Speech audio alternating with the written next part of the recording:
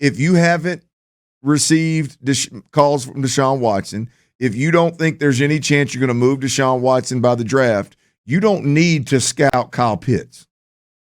Yeah, you don't need to scout kind of wasted the top 5 or 6 quarterbacks. You don't need to scout the tackle Sewell kid from out in Oregon. You don't. There's no the 2 receivers from Bama. You don't need. There's no reason to evaluate those guys, right? And so I think that the way that he answered the question not only told you that you could expect the Texans to move in the draft and possibly move up in the draft. Or at least they haven't given that up. Right, they hadn't given that up.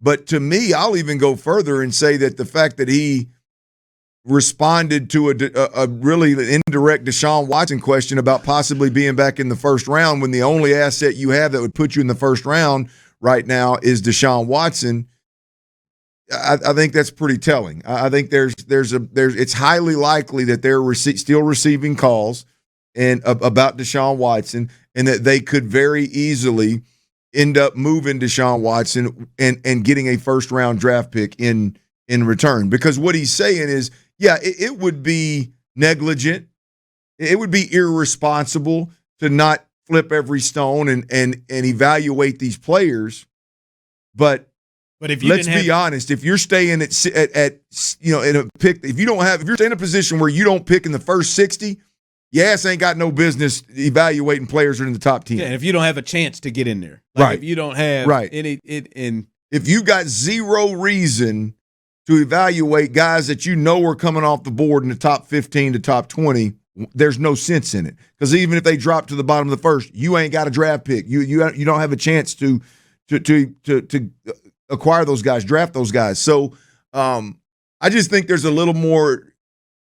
It's a little more telling when we're talking about the Houston Texans, who again don't have a pick in the first or second round. So it seems as we're talking about Clint Stoerner and Ron, the show Hughley here on Houston Sports Leader Sports Radio 610. The indirect thoughts of Nick Caserio when he explains their way of handling the draft would be the thought that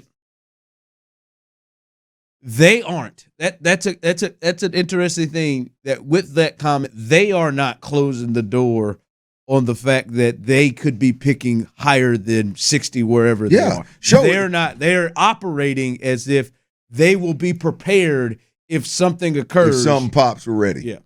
And to me, if you we got to believe, Clint, they are checking to see if something could pop.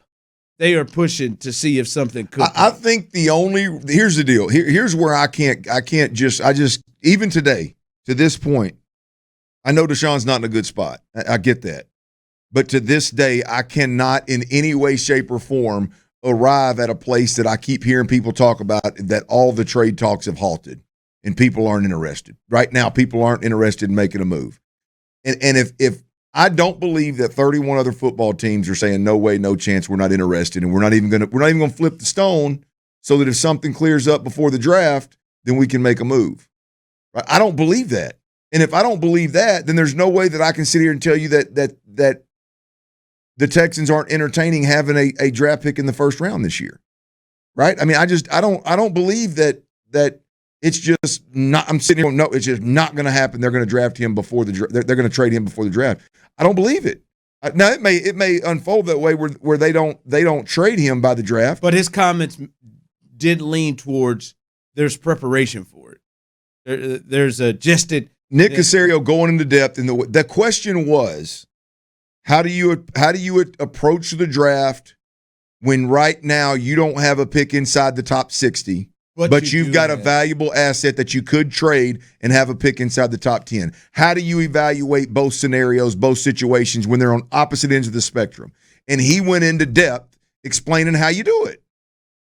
So, I mean, it's only – I'm not saying that that's why he did it, but to me it's possible that the reason he pulled back the curtain a little bit and went into some depth of, man, we're going to evaluate guys so that if we do get a shot to draft somebody in the top 10 or top 15, or if we do get a shot to move into the first round by moving Deshaun Watson, then we're going to know what the hell we're doing.